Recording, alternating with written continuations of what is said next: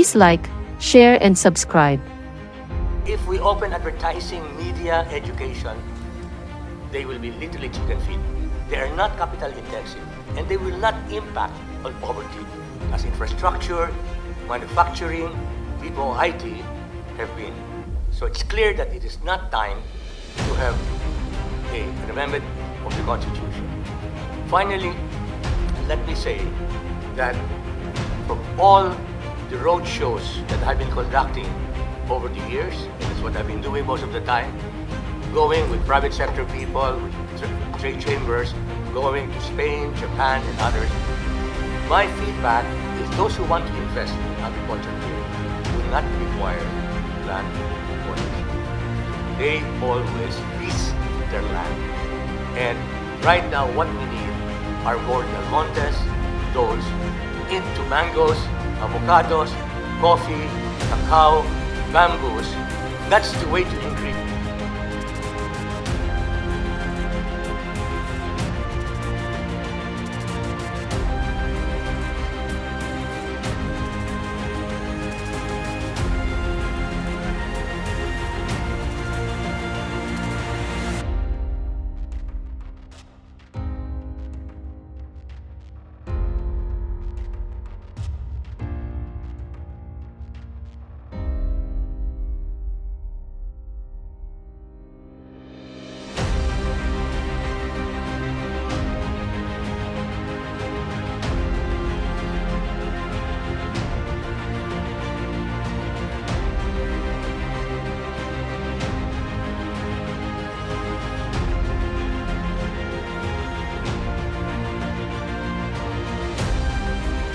I would like to confirm that advertising and media are not capital intensive, not labor intensive, thus do not impact on improving poverty.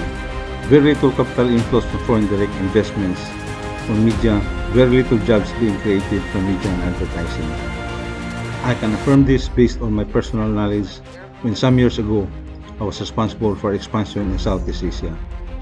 I have interacted with creative and advertising agencies in the Philippines, Malaysia, Thailand, and Vietnam. True that media and advertising industry is not the one needed by the Philippines to address our high employment needs. In my current management consulting practice in Indonesia, I have a client, a prominent creative and media buying agency. He divested his interest on creative and media buying as there is virtually a flat trend on the use of TV and a shift to social media.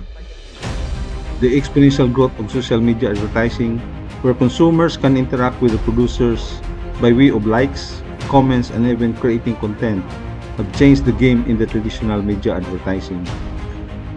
Social media advertising is also not a labor-intensive industry. Conversely, it is a technologically skill-driven employment which do not require big number of warm bodies. On the issue of education, my feel is that this is not also a high employment take-up industry. Yes, the quality of Philippine education must be addressed.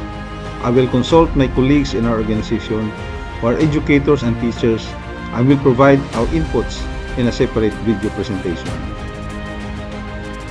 Having worked in and out of Malaysia, Thailand, and Vietnam, I can affirm that we need manufacturing, which is a labor-intensive industry, to meet the needs of current job seekers and those entering every year into the workforce.